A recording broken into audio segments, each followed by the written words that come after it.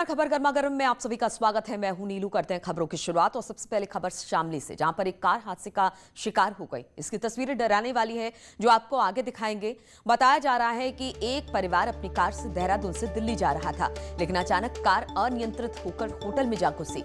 गनीमत ये रही कि इस हादसे में किसी तरह की कोई जान माल का नुकसान नहीं हुआ है, लेकिन कार के परखच्चे उड़ गए।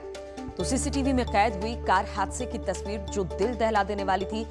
कार के परखच्चे उड़ गए। बताया जा रहा है कि देहरादून से दिल्ली जा रहा था परिवार, अचानक कार अनियंत्रित होकर होटल में जा घुसी। लेकिन सबसे अच्छी बात है कि इतनी बड़ी दुर्घटना के बाद भी किसी तरह की कोई जान माल का नुकसान नहीं हुआ है, लेकिन कार के परखच्चे जरूर उड़ गए। और अब तस्वीरों में हम आपको दिखा रहे हैं कि किस तरह से कार सड़क पर दौड़ती दिखाई दे रही है और फिर अचानक कार डिवाइडर से टकरा जाती है, जिसके बाद सीधे होटल में घुस जाती है। इस हादसे को देखकर ऐसा नहीं लगता कि इस हादसे के बाद कोई बच सकता है, लेकिन राहत की बात यह रही कि इस हादसे में किसी तरह के जान माल का नुकसान नहीं हुआ है। हादसे की आवाज सुनकर लोग नीचे आए और कार सवार लोगों को बाहर निकाला और फिर अस्पताल में भर्ती कराया गया।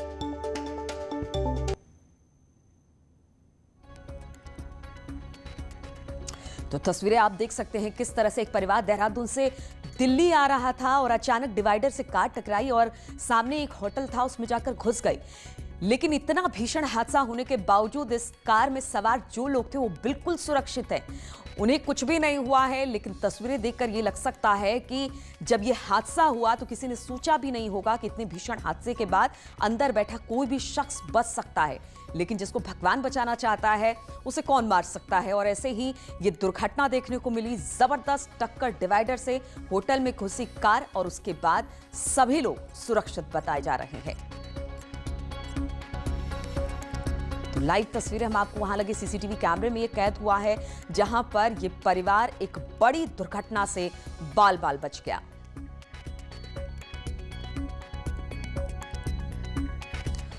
और अब आपको 3 तस्वीरें दिखाते हैं। पहली तस्वीर में अनियंत्रित हादसे का शिकार होती दिखाई दे रही है ये कार, जबकि दूसरी तस्वीर उस होटल के अंदर की है जिस होटल में जाकर ये कार घुसी। तीसरी तस्वीर में आप देख रहे हैं कि वो लोग दिखाई दे रहे हैं जिन्होंने हादसे के बाद लोगों को बाहर निकाला और अस्पताल में भर्ती कराया।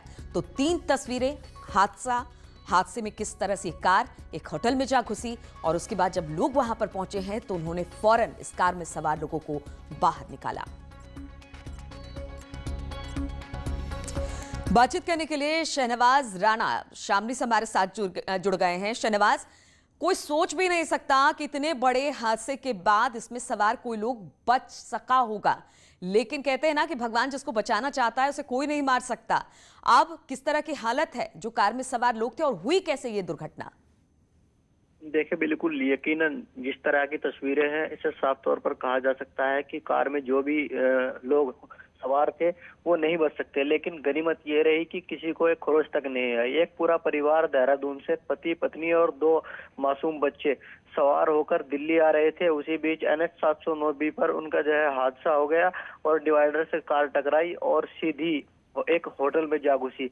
होटल क्षतिग्रस्त हो गया है, पूरा कार पूरी तरीके से क्षतिग्रस्त हो गई है, लेकिन किसी को भी जो है एक मामूली चोट भी नहीं लगी है। फिलहाल सभी को जो है कांडला CHC में भर्ती कराया गया है, जहां पर उन्हें उपचार दिया जा रहा है। और इस पुलिस मौके पर पहुंची है, जो स्थानीय लोग हैं उन्होंने राहत बचाव का कार्य किया है। फिलहाल सभी की स्थिति संतोषजनक है। जी चलिए, बहुत बहुत शुक्रिया आपका शहनवाज जानकारी देने के लिए। तो सभी बिल्कुल सुरक्षित हैं, कोई दिक्कत इन्हें नहीं आई है, किसी तरह की कोई चोट भी नहीं लगी है। लेकिन जिस तरह का ये हादसा हुआ वो कहा जा सकता है कि शायद इनकी जान बचनी थी तो इस तरह के हादसे में ये बच गए, वरना इस तरह के हादसे में कोई नहीं बचता है, बहुत मुश्किल होता है। तस्वीरें हम आपको लगातार दिखा रहे हैं। जो होटल था जिसमें ये कार घुसी थी वो तो बुरी तरह से क्षतिग्रस्त हो गई, कार भी क्षतिग्रस्त हो गई, लेकिन इसमें बैठे लोग बिल्कुल सुरक्षित हैं। और बुलंदशहर में पुलिस वालों की गुंडाई देखने को मिली है, जिसकी तस्वीरें अब सीसीटीवी में कैद हो गई। पुलिस का दावा है कि जिसके साथ मारपीट और दुकानों के सामने रखे सामान में तोड़फोड़ की गई वो लोग लॉकडाउन का उल्लंघन कर रहे थे, इसलिए पुलिस को डंडे के दम पर लॉकडाउन का पालन कराना पड़ा और बाहर निकलने वाले के खिलाफ सख्ती बरतनी पड़ी। बुलंदशहर में पुलिस वालों की गुंडाई दिखाई दी। यहां पर पुलिस वाले सामान हटाते और तोड़ते दिखाई दिए। तो चलिए अब आपको राहत 4 तस्वीरें दिखाते हैं। पहली तस्वीर में देखिए कि कुछ पुलिस वाले सीसीटीवी में दिखाई दे रहे हैं। पहले किसी के साथ बहस होती है और फिर दुकान के सामने रखे सामान को डंडे से वो तोड़ देते हैं। दूसरी तस्वीर में कुछ इसी तरह की है। इस तस्वीर में कोई तीसरा आदमी तो नहीं दिखाई दे रहा, लेकिन पुलिस वाले दुकान के सामने गत्ते में रखे सामान को जमीन पर गिराकर नुकसान पहुंचाने की कोशिश कर रहे हैं। और अब तस्वीर तीसरी आप भी देखिए। इस तस्वीर में कुछ ठेले वाले फल लेकर सड़क पर घूमते दिखाई दिए, जिसके साथ पुलिस वालों ने मारपीट की, जो तस्वीरों में दिखाई दे रहा है। और तस्वीरें आप देख सकते हैं कि किस तरह से लॉकडाउन के नाम पर पुलिस लोगों के साथ इस तरह का व्यवहार कर रही है। बातचीत करने के लिए प्रशांत इस वक्त फोन लाइन पर हमारे साथ जुड़ गए हैं। प्रशांत, ये क्या है? ठीक है, लॉकडाउन का आप पालन करवाए, लेकिन आप वहीं पर शुरुआत कर देते हैं मारने पीटने की, सामान तोड़ देते हैं। तो ऐसे में क्या कहा जाए, इस तरह के पुलिस वालों पर कार्रवाई होनी चाहिए। लॉकडाउन ठीक है, अपनी जगह सख्ती दिखाए, लेकिन इस तरह की चीजें तो ना करें।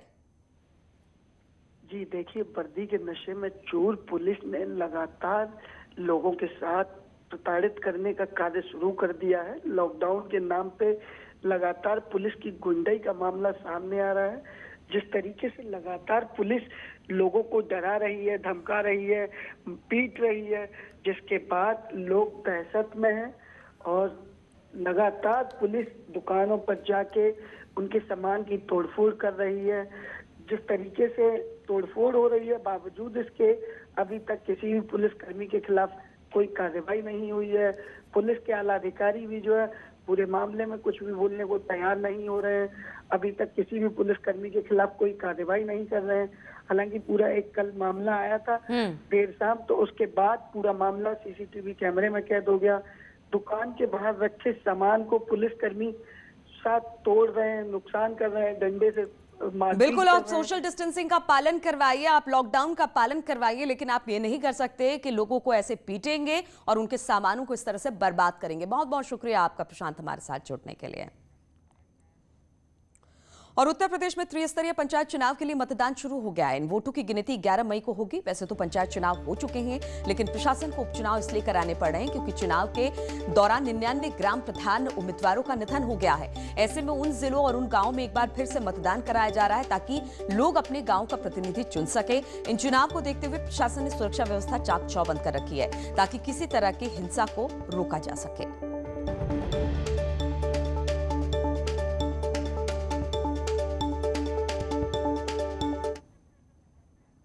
तो चलिए अब आपको वो तस्वीर ग्राफिक्स के जरिए बताते हैं जिन जिलों में आज मतदान हो रहा है।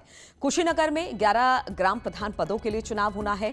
बाराबंकी में 7 गांव में चुनाव होना है। भदोई के 3 गांव इसमें शामिल हैं। कौशाम्बी के 4 गांव, बहराइच के 7, उन्नाव के 8 गांव इसमें शामिल है।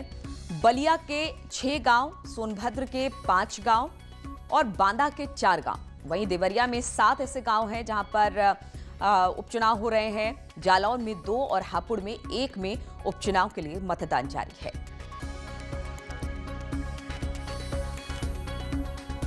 तो लगातार कई जिलों में अब प्रधान पद के लिए चुनाव होने हैं क्योंकि कहा यह जा रहा है कि इस चुनाव में 99 ऐसे प्रधान पद पर विजयी उम्मीदवार की मृत्यु हो गई और इसलिए यहां पर उपचुनाव कराना पड़ रहा है। और हम आपको लगातार ग्राफिक्स के जरिए बता भी रहे हैं कि कौन कौन से ऐसे जिले हैं और कितने पद हैं प्रधान के जहां पर ये उपचुनाव हो रहे हैं।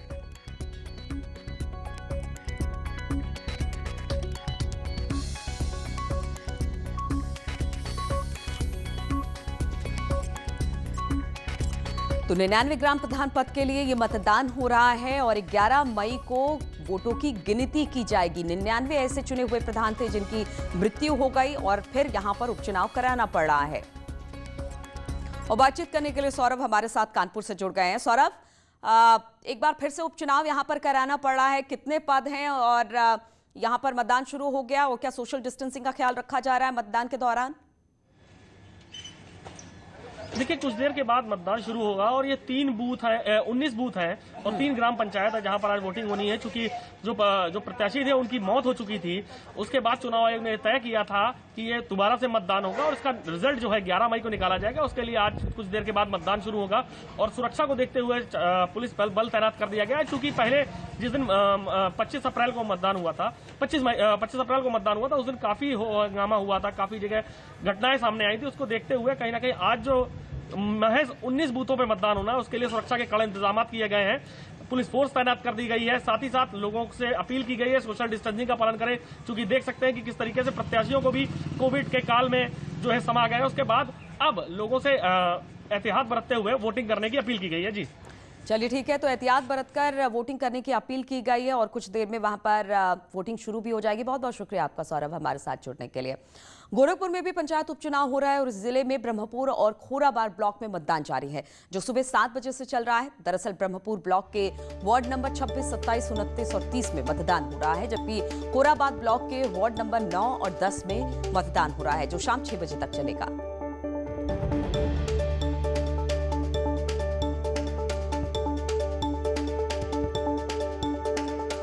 और पंचायत चुनाव खत्म हो गए हैं, लेकिन चुनावी रंजिश के मामले अब तक शांत नहीं हुए हैं। आपको 3 तस्वीरें दिखाते हैं। पहली तस्वीर फतेहपुर के सुल्तानपुर घोष के सरौली गांव की है, जहां पर वर्तमान प्रधान ने अपने समर्थकों के साथ हार चुके प्रत्याशी के घर में लाठी डंडे, ईंट पत्थर और हथियार लेकर धावा बोल दिया। इस मारपीट में करीब 16 लोग घायल हो गए हैं, जिनको अस्पताल में भर्ती करा दिया गया है। वहीं एटा के ढिबैया अख्तियारपुर में चुनावी रंजिश में 2 पक्षों में मारपीट देखने को मिली। इस मारपीट में 3 लोग घायल हो गए हैं, जिनको फिलहाल तो अस्पताल में भर्ती करा दिया गया है। जबकि रायबरेली के मुरैठी गांव में दबंग हेमंत ने बीडीसी सदस्य प्रज्वल शर्मा पर अपने गुर्गों के साथ धावा बोल दिया। इस दौरान दोनों पक्षों में जमकर लाठी डंडे चले हैं और इस मामले की शिकायत पर पुलिस ने 12 से ज्यादा लोगों को नामजद किया है। और उत्तर प्रदेश में लॉकडाउन को लेकर आज समीक्षा होगी। सीएम योगी आदित्यनाथ टीम 9 के साथ आज बैठक करेंगे। इस बैठक में उत्तर प्रदेश में लॉकडाउन बढ़ाने को लेकर चर्चा होगी, ताकि यह फैसला किया जा सके कि सोमवार के बाद उत्तर प्रदेश में लॉकडाउन रहेगा या फिर इसे यहीं पर खत्म मिल जाएगी या कुछ छूट मिलेगी। इन सवालों के जवाब आज की बैठक के बाद मिलने की उम्मीद की जा रही है। फिलहाल सोमवार सुबह 7 बजे तक सरकार ने लॉकडाउन लगा रखा है।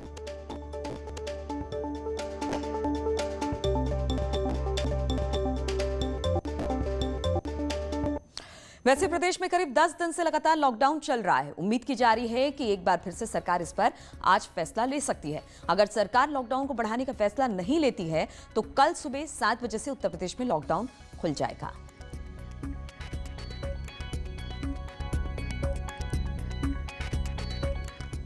और सरकार के सख्ती का असर अब आंकड़ों में भी दिखाई देने लगा है। अगर उत्तर प्रदेश की बात करें तो लगातार कोरोना मरीजों की नई संख्या में गिरावट दर्ज की गई है। अगर पिछले 24 घंटे की बात की जाए तो उत्तर प्रदेश में 26,847 मरीज मिले हैं, जबकि 298 लोगों की कोरोना से मौत हुई है।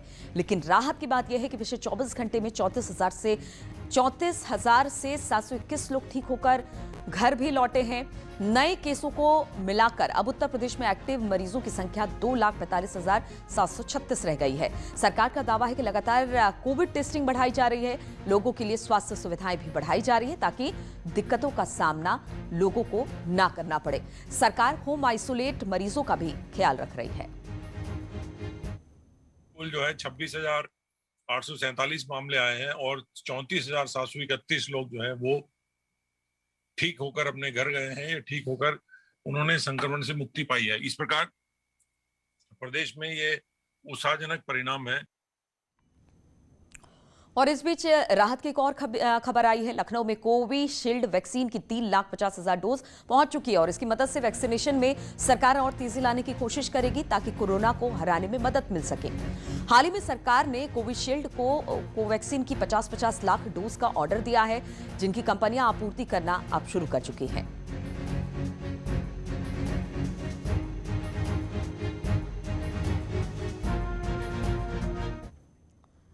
अमरोहा के सांसद कुंवर दानिश अली ने गजरौली के वेंकटेश्वरा मेडिकल कॉलेज में कोविड अस्पताल का निरीक्षण किया है। इस दौरान मरीजों से वार्ड में जाकर सांसद ने मुलाकात की और उनका हालचाल जाना। निरीक्षण के दौरान एसडीएम और वेंकटेश्वर यूनिवर्सिटी के चांसलर सुधीर गिरी भी सांसद के साथ मौजूद थे।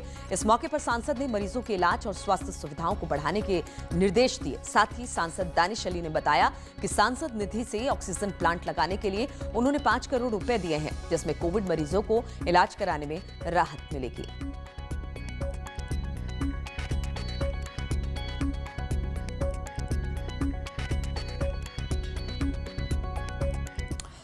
और दुख, दर्द, खौफ और कोरोना संक्रमण की बढ़ती रफ्तार के बीच शनिवार को एक और राहत भरी खबर आई है। ड्रग्स कंट्रोलर ने DRDO की बनाई कोरोना की दवा के इमरजेंसी यूज को मंजूरी दे दी है और यह दवा अब तक हुई क्लिनिकल ट्रायल में सफल साबित हुई है। खुशखबरी, आई कोरोना की नई दवाई।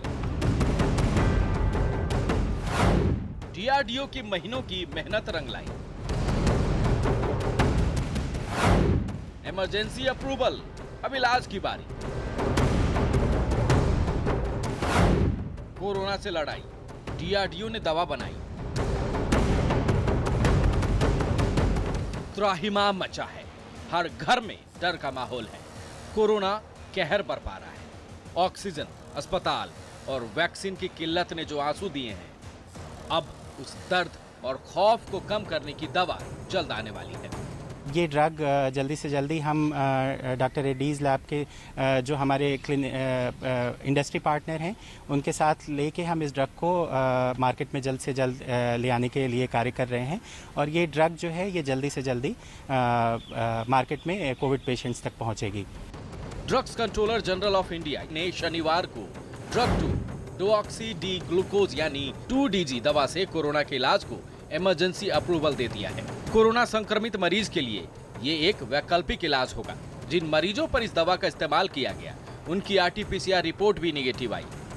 फेज 2 क्लिनिकल ट्रायल्स मई 2020 से लेकर के और अक्टूबर 2020 तक चले, जिसमें कि बहुत अच्छे हमारे को इसके रिजल्ट्स मिले हैं, जिसमें पेशेंट्स को कोविड-19 पेशेंट्स को ये ड्रग देने पे काफ़ी अच्छा फायदा हो रहा है। ये दवा कोरोना मरीजों में संक्रमण की ग्रोथ रोककर उन्हें तेजी से रिकवर करने में मदद करती है। 2DG दवा को DRDO यानी defence research and development organisation की lab institute of nuclear medicine ने डॉक्टर रेड्डीज लेबोरेटरी की मदद से तैयार किया है। शुरुआती ट्रायल में पता चला है कि इससे मरीज के ऑक्सीजन लेवल में भी सुधार होता है।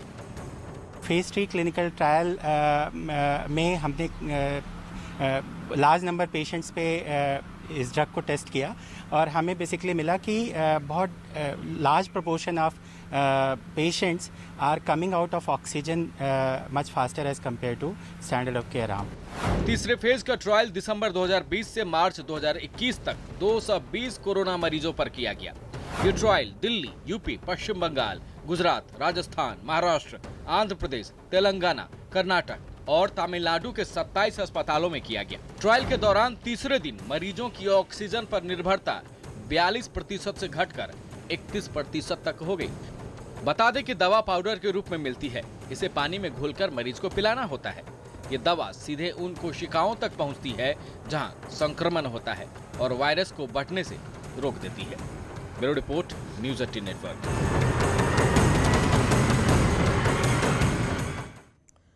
और देश में कोरोना से हाहाकार मचा हुआ है और इस बीच ट्रैफिक पुलिसकर्मी लोगों के बीच रहकर नागरिकों की सुरक्षा सुनिश्चित कर रहे हैं ताकि शहर सुरक्षित रहे। उन जवानों की सुरक्षा के लिए रिलायंस फाउंडेशन की ओर से मिशन कोविड सुरक्षा के तहत ट्रैफिक पुलिसकर्मियों को मास्क बांटा जा रहा है ताकि कोरोना वायरस से उन्हें सुरक्षित किया जा सके।